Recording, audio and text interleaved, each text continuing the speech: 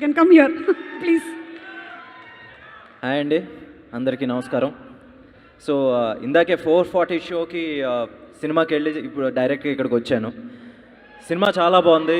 దీంట్లో మీరు వచ్చిన వాళ్ళలో ఎంతమంది సినిమా చూసారో నాకు తెలియదు, but it's a technical brilliance.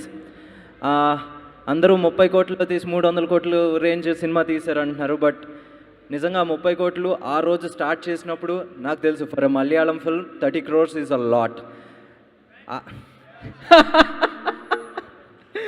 30 కోట్లు నిజంగా చాలా ఎక్కువ. ఆ రోజు ఆ ధైర్యం చేసిన మా దుల్కర్ గారికి నిజంగా congratulation sir, and thank you for this technical brilliance, trusting this technical brilliance. And now ఈ సినిమా గురించి నేను ఫస్ట్గా పొగడాలంటే నేను మా నిమిష్ ఇంకా బాంగ్లన్ గురించి పొగడాలి. నిమిష్కి పెద్దగా తెలుగు రాదు, అందుకని నేను తెలుగులోనే పొగుడతాను, లేకపోతే రేపు నా నెత్తి మీదకి ఎక్కి కూర్చుంటాడు. సో నిమిష్ అండ్ బాంగ్లన్ ఈ సినిమా గురించి almost lucky Bhaskar shooting days నుంచి చెప్పడం జరిగింది. డామినిక్ సెట్కి వచ్చేసి అక్కడ రీసెర్చ్ కూడా చేస్తూ ఉండేవాడు.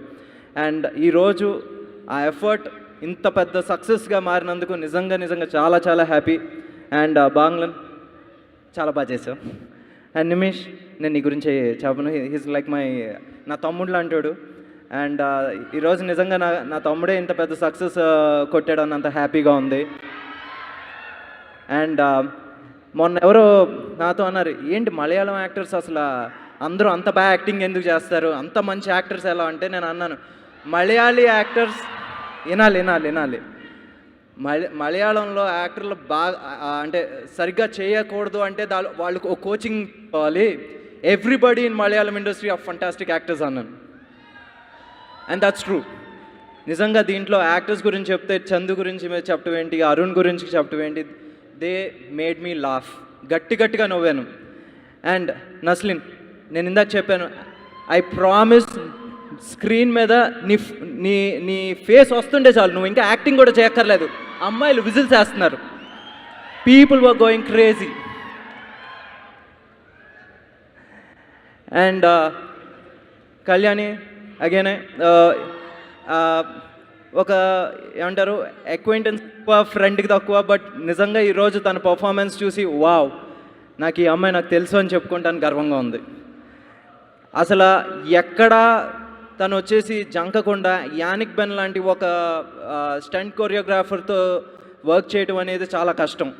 మామూలుగా హీరోలకు కూడా చేతులు ఫ్రాక్చర్లు అవుతాయి, లేకపోతే కాళ్ళు కొట్టుకుపోతాయి, బట్ తను మాత్రం ఎక్కడా యాక్షన్ ఇంత డౌట్ కూడా లేకుండా, ఇంత మిస్ హిట్ కూడా లేకుండా పర్ఫెక్ట్గా చేసింది. నిజంగా హ్యాట్స్ ఆఫ్.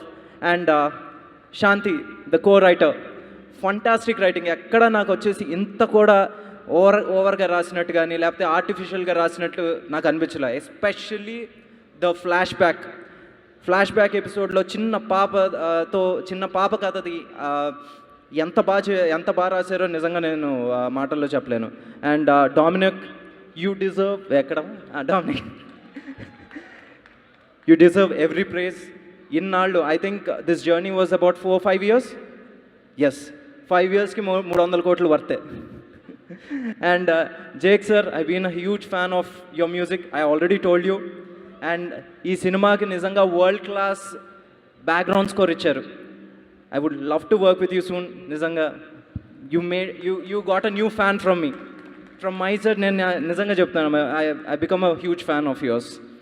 అండ్ ఎడిటింగ్, కొన్ని షార్ట్స్ ఉంటాయి, కొంతమంది మీరు ఇంకా సినిమా చూసి ఉండకపోవచ్చు, మీరు చూడండి. కొన్ని ఎడిట్ చూస్తే అబ్బా అనిపిస్తుంది.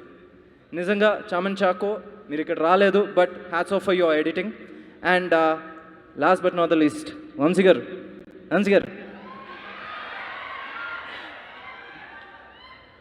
ఆగస్ట్లో మాట పడ్డారు, ఆగస్ట్ చివరిలో సమాధానం చెప్పారు. Welcome back.